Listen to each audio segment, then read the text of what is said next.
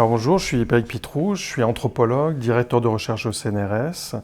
Je suis associé à la Maison française d'Oxford et je dirige l'équipe anthropologie de la vie au laboratoire d'anthropologie sociale du Collège de France à l'université PSL. Je suis aussi le responsable scientifique de la chaire Ville-Métabolisme qui a été lancée à l'université PSL depuis maintenant 2 ans par Artelia, Groupama Immobilier et l'agence d'architecture PCA Stream.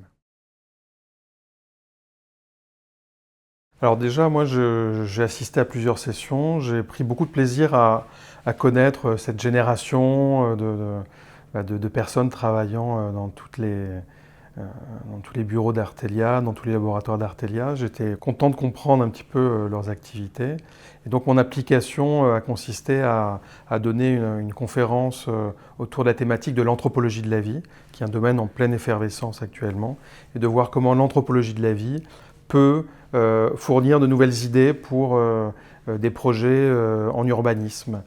Et donc ça consiste en particulier à réfléchir à la façon d'articuler l'urbanisme à la biodiversité, mais aussi aux questions liées à la qualité de vie, et donc de penser à la fois les vies humaines et les vies non humaines dans les environnements dans lesquels on peut construire. Et concrètement, je pense que ça donne des instruments d'analyse pour essayer de détecter les relations au vivant dans un environnement.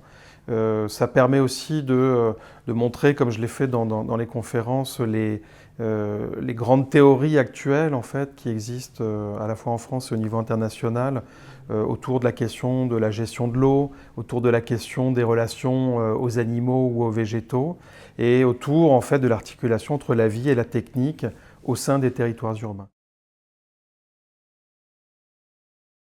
Alors moi, mon intervention est très théorique. Je n'ai pas des recommandations opérationnelles à proprement parler.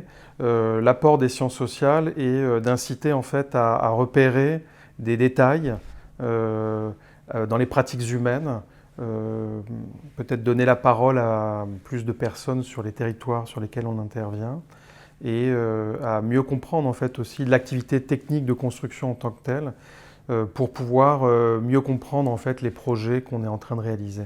Donc j'ai pas de recommandations opérationnelles, mais d'une certaine façon l'anthropologie de la vie et l'anthropologie des techniques fournissent un regard réflexif qui permet de mieux comprendre en fait ce qu'on fait lorsqu'on réalise ces projets, à la fois du côté des ingénieurs, mais aussi ça permet d'être sensible au fait que tous les ouvrages qu'on va remettre ou qu'on va construire sur un territoire vont être aussi vécus, appréciés, appréhendés par des populations locales. Et là, les sciences sociales peuvent permettre de mieux comprendre en fait cette vie des bâtiments après la construction par Artelia. Alors déjà, moi j'étais très marqué par l'enthousiasme de tous ces collègues qui se réunissent, qui ont envie de continuer à apprendre. Donc déjà, cette soif d'apprentissage, je pense que bon, ce n'est pas un message que je peux transmettre puisqu'il était déjà là. Et donc moi, les 2 recommandations que j'aurais, ça serait d'aller sur le terrain, de mener l'enquête, d'essayer d'observer les détails, non pas ce que disent les gens, mais ce qu'ils font effectivement, et aussi d'essayer de donner le temps aux gens qu'on rencontre justement de dire un peu plus précisément quelle est leur expérience. Donc ça serait le premier conseil, aller sur le terrain pour observer et donner la parole aux habitants. Et l'autre conseil, ça serait d'être attentif autant que possible à un dialogue interdisciplinaire, ne pas hésiter en fait à se frotter à d'autres disciplines, même si on n'y comprend pas grand-chose, trouver des interlocuteurs qui soient suffisamment habiles et puis pédagogues pour bien nous transmettre en fait ce qu'ils apprennent de leur discipline. Et je crois qu'on ne peut pas imaginer des constructions pour le futur dans les territoires urbains si on n'a pas à l'esprit cette idée que plusieurs disciplines doivent dialoguer les unes avec les autres. Et donc c'est à mon avis aussi l'essence même de l'académie de pouvoir renforcer ce dialogue interdisciplinaire.